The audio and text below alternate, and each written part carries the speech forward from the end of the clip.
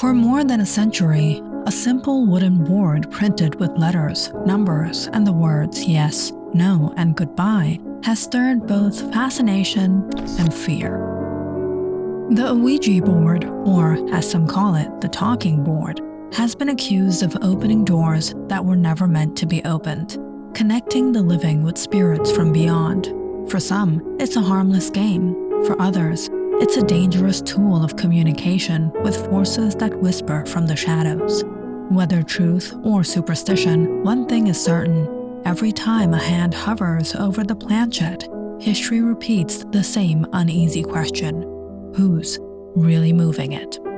The story of the Ouija board begins not in darkness but in curiosity.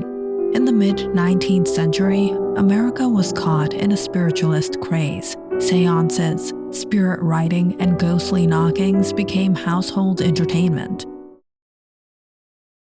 Families mourning loved ones lost in the Civil War desperately sought ways to reach them. In 1891, a businessman named Charles Kennard and his associate Elijah Bond patented what they called the Ouija talking board. They claimed the name came from the board itself. When asked what should it be called, the planchette supposedly spelled out Ouija, meaning good luck. Whether it truly meant good luck or something far more ironic, history never made clear. From the moment it was sold in Ouija stores, the Ouija board straddled a line between innocent amusement and forbidden ritual. During World War I, it became a tool for grieving families once again, and by the 1920s, newspapers were filled with both miracles and tragedies attributed to the board. Psychologists dismissed it as a subconscious phenomenon, the ideomotor effect, where small, unconscious muscle movements make the planchette glide. But others swore they'd spoken with the dead. One man claimed his wife told him where to find hidden money. Another said a spirit demanded blood for answers. The more people played, the more chilling stories followed. So if you're ever tempted to use one, especially alone, you should know exactly what you're doing, because whether it's a game or a gateway depends on how carefully you handle it. When using an Ouija board alone, preparation is everything. The first and most important rule is respect for the board, for yourself, and for whatever may answer. Even if you don't believe in spirits, this simple act helps focus your mind, keeping you grounded instead of fearful. Next, choose your setting carefully. The Victorians held seances in candlelight to heighten the atmosphere, but if you're alone, you want calm. A quiet room, a single candle, or dim lamp will do. Avoid mirrors, clutter, or anything that makes you uneasy. Energy feeds on emotion, and fear is its favorite fuel. Sit comfortably with the board on a flat surface, and place your fingers lightly on the planchette. Don't press down, it should feel weightless. Breathe slowly and clear your mind. When you begin, it's customary to start with a polite greeting, something like, "Is there anyone here who wishes to speak?" Legends say that mocking the spirit or challenging them brings unwanted visitors. Stay patient.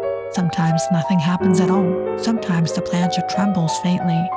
Whether it's your subconscious or something else, let it move freely. You will get a response. Keep your questions short and simple. Yes or no questions or names work best. Don't ask when you'll die, who's going to hell, or invite unknown entities to show themselves.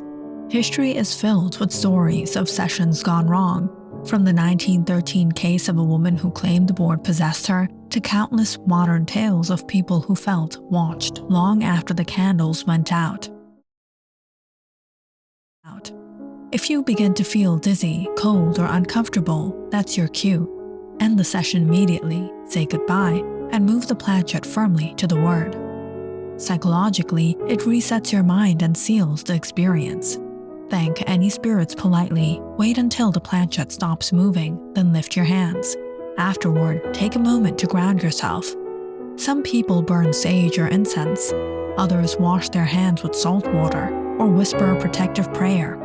These acts, whether spiritual or symbolic, helps your subconscious or your soul to feel safe again.